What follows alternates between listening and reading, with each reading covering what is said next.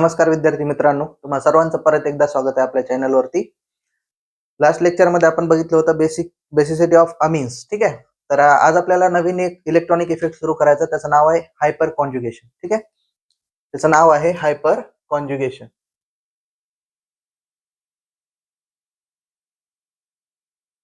सगळ्यात पहिले hyper conjugation असतं काय आणि ह्याचा उगम कुठून झाला ते सगळ्यात महत्वाचं आहे. कारण आपण शिकतोच का त्याच्यासाठी काय करावं लागतं, त्याची जी हिस्ट्री आहे ती पाहावं लागते. दोन सायंटिस्ट होते बाळा, बेकर नाथन म्हणून. एक बेकर नावाचे होते आणि दुसरे नाथन. बेकर नाथन त्यांनी काय केलं, ते काय स्टडी करत होते, रिएक्टिव्हिटी ऑफ बेन्झाइल ब्रोमाइड. ठीक आहे. पण कोणते? सबस्टिट्यूटेड म्हणजे एखाद्या पॅरा पोझिशनला किंवा मग एखाद्या इथल्या कुठल्याही पोझिशनला जर एखादा सबस्टिट्यूएंट असेल किंवा एखादा अल्काइल ग्रुप असेल, एखादा दुसरा कोणता ग्रुपवर प्रेझेंट असेल, तर त्याची काय करत होते, स्टडी करत होते.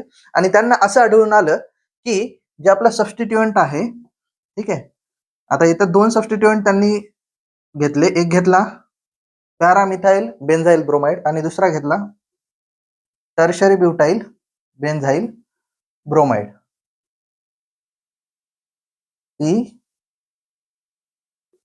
हे असं घेतला, टर्शरी ब्युटाइल बेन्झाइल ब्रोमाइड.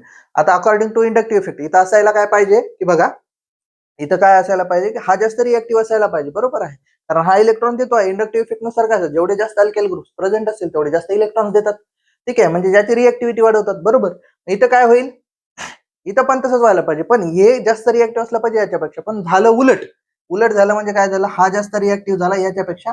याचं रिझन त्यांनी सांगितलं की याच्यात जे कार्बन आणि हायड्रोजन मधला जो बॉन्ड आहे, म्हणजे हा जो बॉन्ड आहे, हा इथं डिलोकलाइज होतो आणि त्याच्यामुळे या ज्या कंपाऊंडची रिएक्टिव्हिटी आहे ती वाढते. ठीक आहे. त्यांनी असं सांगितलं. बरोबर. आणि यालाच त्यांनी काय नाव दिलं की हायपर कॉन्जुगेशन. आपण सगळ्यात पहिले काय करूया, डेफिनेशन लिहून घेऊ. बरोबर. बघा, the delocalization of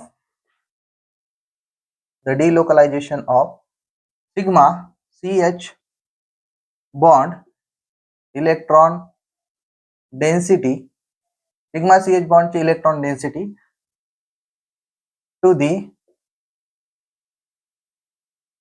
mt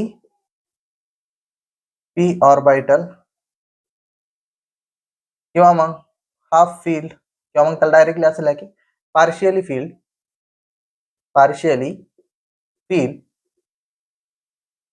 p orbital आणि दुसरं पाय बॉन्ड is known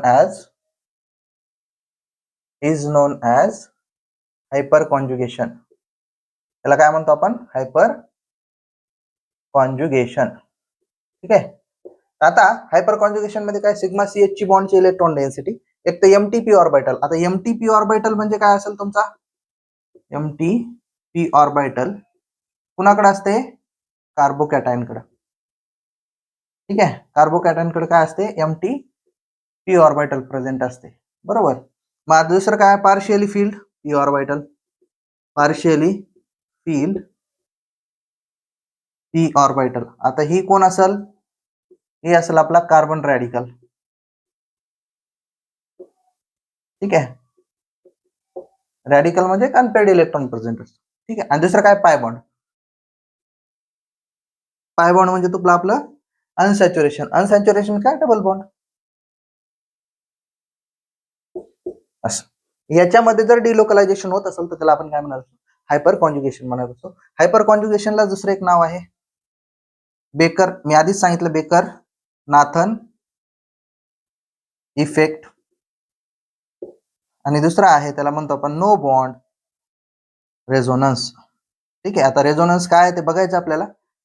इथं रेझोनन्स होत नाही, पण त्याच्या सारखेच काहीतरी फिनॉमिनास होतात, त्याच्यामुळे याला काय म्हणतो आपण, नो बॉन्ड रेझोनन्स असं म्हणत असतो. ठीक आहे. हे झालं हायपर कॉन्जुगेशन. आता हायपर कॉन्जुगेशन साठी कंडिशन कुठल्या कुठल्या लागतात ते बघायचं आपल्याला. ठीक आहे.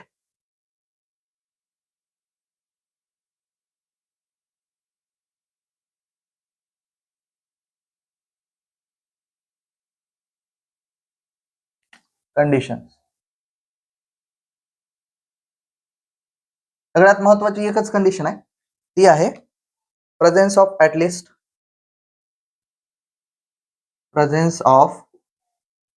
At least one alpha hydrogen. ठीक आहे, अल्फा हायड्रोजन. आता अल्फा हायड्रोजन कोण असतो बघा, लक्ष घ्या. जर तुमचा कार्बोकॅटायन असेल, ठीक आहे, कार्बोकॅटायनच्या बाजूला जर एखादा sp3 कार्बन प्रेझेंट असेल आणि त्याच्यावर जे प्रेझेंट असलेले हायड्रोजन आहेत त्यांना आपण अल्फा हायड्रोजन म्हणत असतो. हे काय झाले मग, अल्फा हायड्रोजन झाले. जर तुमच्याकडे कार्बन रॅडिकल असेल, ठीक आहे, त्याच्या बाजूला एखादा कार्बन प्रेझेंट असेल आणि त्याच्यावर जर हायड्रोजन प्रेझेंट असतील त्यांना आपण काय म्हणतो, हे सगळे जे काय आहेत ते अल्फा हायड्रोजन्स आहे. ठीक आहे. अजून एक जे तुमचं अनसॅच्युरेटेड कार्बन आहे, म्हणजेच carbon carbon double bond present आहे, ठीक आहे, त्याच्या बाजूला जर कुठं कार्बन आणि त्याच्यावर म्हणजेच हा sp3 कार्बन आणि त्याच्यावर इथं पण सेम टू सेम बाजूला कोणता असला पाहिजे, sp3 कार्बन असला पाहिजे आणि त्याच्यावर जेवढे हायड्रोजन प्रेझेंट आहेत त्याला आपण काय म्हणतो, अल्फा हायड्रोजन म्हणत असतो. म्हणजे हे पण काय झाले, अल्फा हायड्रोजन झाले. ठीक आहे. अजून आता हे आणखी बघा, आता हे जसं आहे सेम टू सेम याचं पण तसंच आहे. आता हे अनसॅच्युरेशन आहे, त्याच्या बाजूला एक CH3 प्रेझेंट आहे. ठीक आहे, CH3 म्हणजेच काय, आता हा sp3 झाला, ह्याच्यावर पण काय झालं, हे अल्फा हायड्रोजन किती आहेत, 3 आहेत. ठीक आहे, यांना म्हणतो आपण अल्फा. पण कमीत कमी एक अल्फा हायड्रोजन प्रेझेंट असलाच पाहिजे, तेव्हा काय होतं, हायपर कॉन्जुगेशन होत असतं, अदरवाईज होत नाही. ठीक आहे, हे झालं बेसिक हायपर कॉन्जुगेशन काय असतं. ठीक आहे, आणि नेक्स्ट लेक्चर मध्ये बघणार आहोत आपण hyper conjugation in alkane, carbocation मध्ये कसं होतं, कार्बन फ्री रॅडिकल मध्ये कसं होतं, अल्काइल बेन्झीन मध्ये कसं होतं, हे आपण पुढच्या लेक्चर मध्ये पाहू. ठीक आहे, थँक्यू.